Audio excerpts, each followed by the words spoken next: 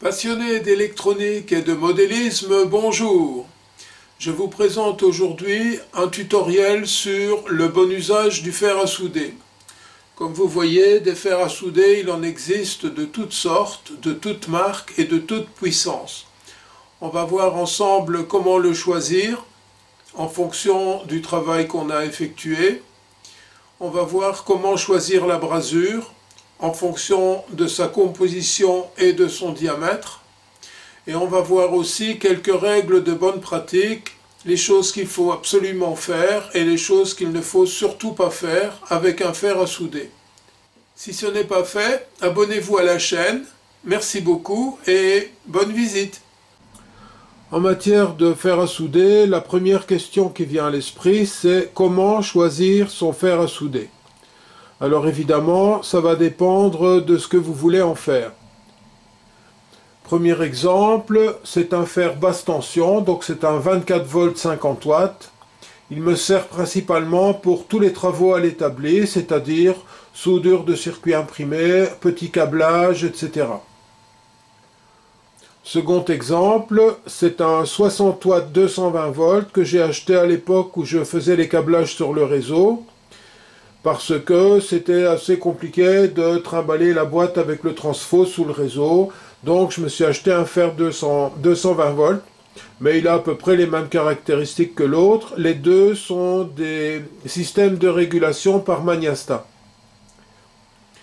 Dernièrement, je me suis acheté ce fer à souder, toujours chez Weller. C'est un 120 watts 220 volts.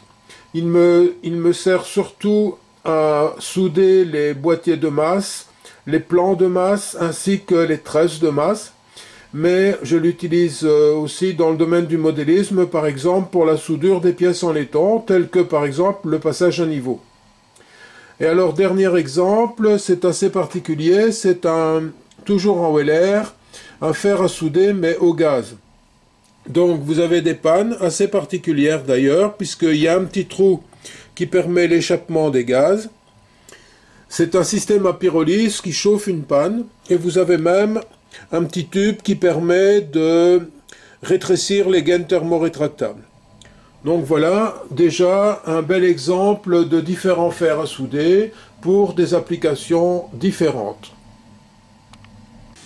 Alors le fer que j'utilise le plus, c'est un fer Weller de 50 watts en 24 volts.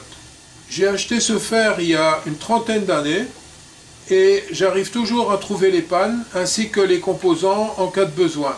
À l'époque où j'ai acheté ce fer, j'étais pas bien riche, donc j'ai juste acheté le fer et le support et je me suis bricolé cette petite boîte avec un transfo acheté dans le commerce.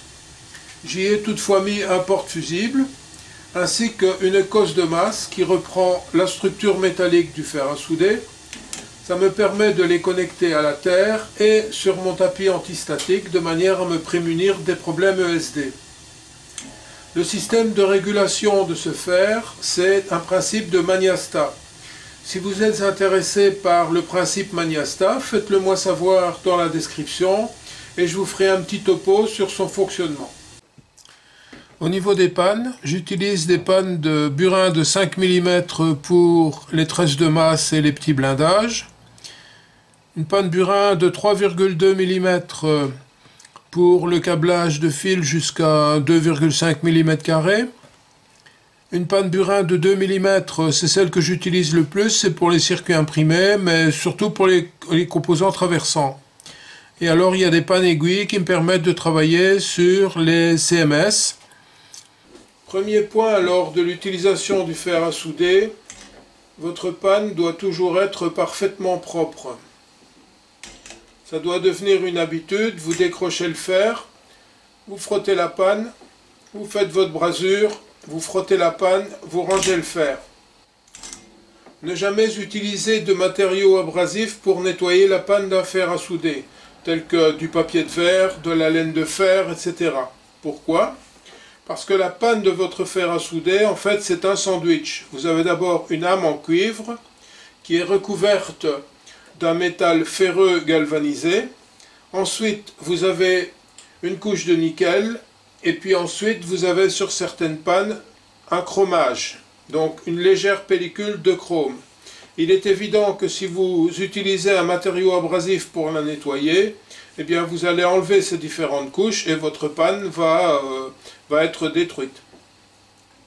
Alors vous pouvez remplacer l'éponge par ces petites pailles de cuivre ou de laiton qu'on fait maintenant. Moi je travaille toujours à l'ancienne avec une éponge humide. J'ai bien dit humide, donc il n'y a pas d'eau dans la boîte, c'est simplement un peu d'eau sur l'éponge et puis vous l'essorez de manière à ce qu'elle reste simplement humide. Second point, pour avoir des bonnes brasures, vous devez adapter la taille de votre panne au travail à effectuer. Si je dois souder des queues de composants ou des fils sur ce circuit breadboard, je vais utiliser une panne de 2 mm qui va me permettre de faire une brasure rapide mais complète de la pastille. Par contre, si je dois travailler sur ce circuit, vous voyez bien que ma panne est beaucoup trop grosse. Dans ce cas-là, j'utiliserai plutôt une panne aiguille qui va me permettre d'accéder aux composants de manière beaucoup plus précise. Si je dois maintenant étamer ou souder des fils de plus grosse section, je vais utiliser une panne plus large, telle que cette panne qui fait 3,2 mm, voire même celle-ci qui fait 5 mm. Tout dépend de ce à quoi je vais devoir souder ce fil. Dans ce cas-ci, c'est un fil de 1,5 mm². Évidemment, on n'utilise pas ce genre de fil tous les jours en électronique. Donc, en fonction de la taille de mon fil, eh bien, je vais adapter la taille de la panne. De même, comme j'ai adapté la taille de ma panne pour le circuit, je ne vais pas utiliser une brasure d'1,5 mm sur ce genre de circuit. Je vais plutôt utiliser une brasure qui fait 0,5 mm, ce qui va me permettre de doser beaucoup plus facilement la quantité de brasure. Par contre, si je dois souder ce fil de 1,5 mm², eh bien là, je vais utiliser une brasure de section beaucoup plus grande. Dans ce cas-ci, ce sera du 1,5 mm de diamètre.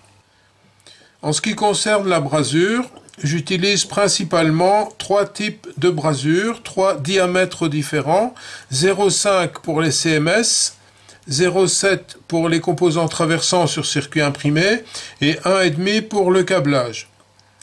Ce sont des brasures étain-plomb. Je sais que dans l'industrie électronique, la soudure, ou plutôt la brasure étain-plomb est interdite, mais pour nous, bricoleurs, la législation ne s'applique pas.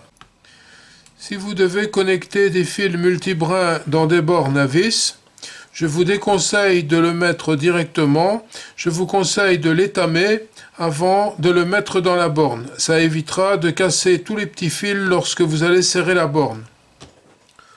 Pour effectuer cette brasure, je choisis une panne de mon fer à souder qui soit adaptée au travail, ainsi qu'une brasure de 1,5 mm. Je mets de la brasure sur la panne de mon fer de manière à avoir une bonne conduction thermique et puis c'est brasé. Si je dois assembler 2 fils bout à bout, je dénude chaque fil sur une longueur de 1,5 cm, 2 cm. Ensuite, je les torsade de manière à augmenter la rigidité mécanique de l'ensemble. Et puis, je les brase, c'est-à-dire une petite goutte de soudure sur la panne du fer. Je chauffe par en dessous. Je mets la brasure par au-dessus. Et voilà, c'est assemblé. Alors, personnellement, je préfère ce système d'assemblage de fils par rapport au système soit à sertir, soit au petit tube plastique avec un rond de soudure à l'intérieur qu'on rétrécit avec de l'air chaud, parce que ce système est beaucoup moins encombrant. Lorsque vous aurez mis une petite gaine thermorétractable autour, vous aurez à peine une section plus importante que le diamètre du fil. Si maintenant je dois souder ce fil sur une des bandes de mon circuit imprimé en cuivre, non étamé, la première chose à faire, c'est d'abord d'étamer le fil.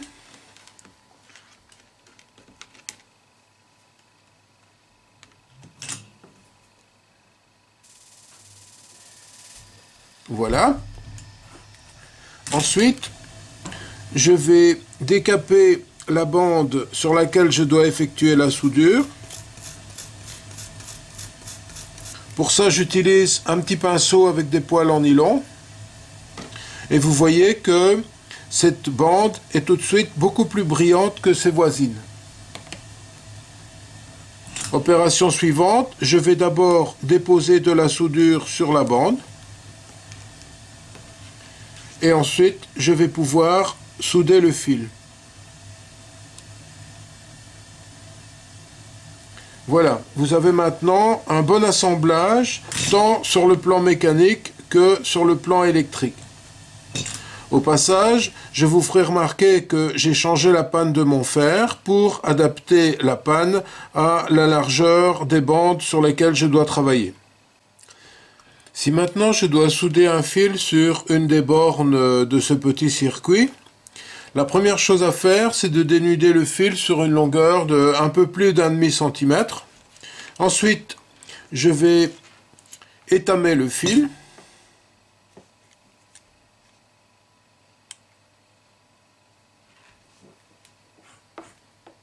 Voilà. À l'aide d'une pince à bec, je vais lui faire un petit crochet. Voilà. Je passe le petit crochet ainsi réalisé dans la borne. Je le resserre. Et je peux maintenant effectuer la soudure.